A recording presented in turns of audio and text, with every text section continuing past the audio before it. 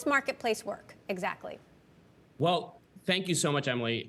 We have 32 major institutional investors that are on our platform today that actively buy loans. And what this will permit them to do is to use far more granular data to make loans to CRA eligible loans, low moderate income eligible loans, loans for homes with solar, things that have traditionally been very difficult for mortgage investors to provide discounts on or to make more affordable. Yet we're heading into what could be a very prolonged economic downturn. We're already in it. You know, this is never a good time for the housing market. Why do you think now is the right time to launch this? I think affordability matters more than ever before. And we've got $3 trillion of capital that's been raised for ESG funds, and most of it never makes its way into the mortgage market. So by creating Bloomberg for loans, effectively, working with Palantir, what we're going to be able to do is help families that are in sectors that are favored by ESG investors actively connect with those investors and effectively be able to lower their cost of home ownership. Now, what are the challenges that you think you're going to face in trying to build out a home mortgage business at a time when the housing market is slumping, if not crashing? I think the demand for houses is down, but there's still millions of homes being bought and sold every year in the United States today.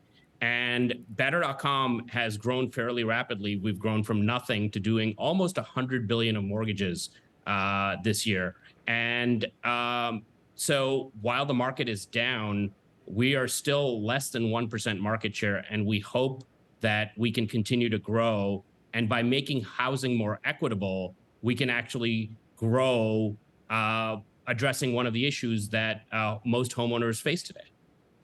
You got a huge capital infusion from SoftBank. Is this you putting that capital to work, and how else should we see you putting that money to work? Yeah, we did get a huge capital infusion from SoftBank, and making homeownership more equitable while driving our business is the most wonderful type of innovation that we can hope for. And so this is at the cutting edge. By partnering with Palantir, what we were going to do in 5 to 10 years, we've been able to leverage our SoftBank capital to actually make live this year. Now, I have to ask you about this. The macro picture, of course, has been challenging for a lot of companies in the last year. You've had layoffs, laid off 9% of the company, 900 people you laid off via Zoom, then an additional 3,000. I know you got a lot of heat for that. When you look back on that, what would you have done differently? What do you think went wrong?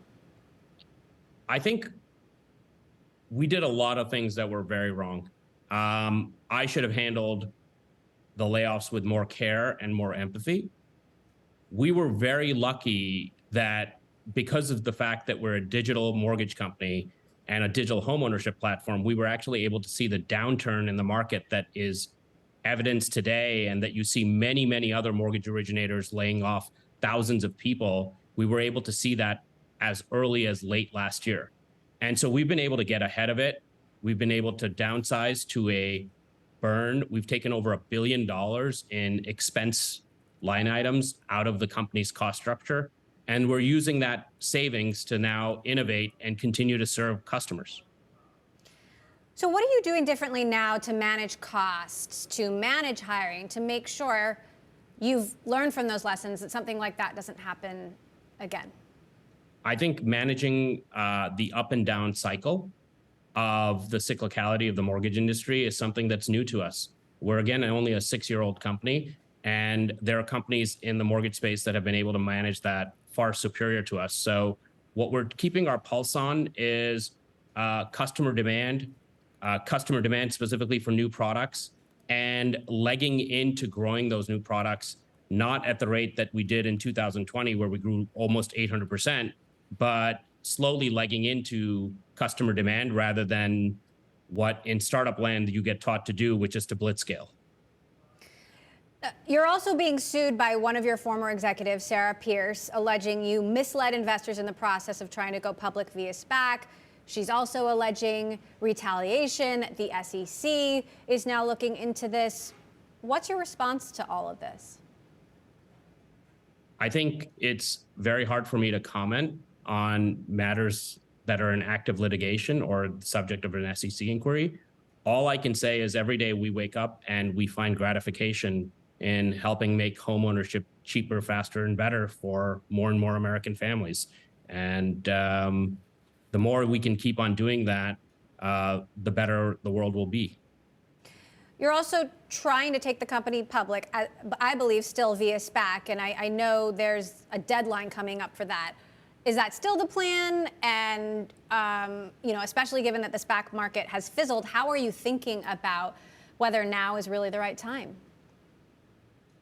We're evaluating all of our opportunities. And again, I can't comment publicly on it. All I can say is that we remain committed to achieving greater capitalization so that we can have the funding to serve our customers.